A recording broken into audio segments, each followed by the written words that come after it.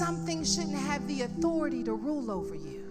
You can go through it, but it should not have the authority to rule over you.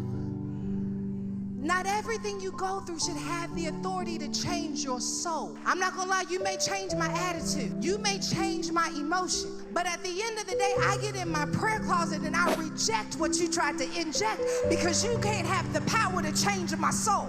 I have to reject what you tried to inject. I saw what you tried to inject, and I almost fell for the bait. But because I have a responsibility to make sure my soul stays anchored, I gotta reject what you tried to inject. Tried to make me bitter. You tried to make me angry. You tried to make me feel like I could be left and forsaken. But I gotta reject it, because that doesn't align with what God says. You can change my attitude. You can change my emotions, but you cannot change my soul. Amy Dockery, our friend over at Covenant Church, tells this story about when she got diagnosed with cancer, and they'd given her a short window to live. And she said she would get dressed up to go in for her chemotherapy, because she figured that if she had cancer, that she also had an assignment, which means that when she was going to chemo, she was going to be ministering to the nurses and all the other patients. You know what that spoke to me?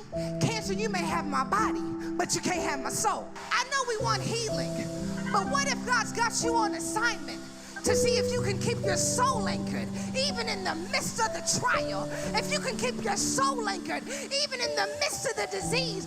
You may take my body, but you can't take my soul. You may take my time, but you can't take my... Somebody too much access to your soul. Somebody's had too much access to your soul. This circumstance, you've been going through hell, but you can go through hell without letting hell get inside of you.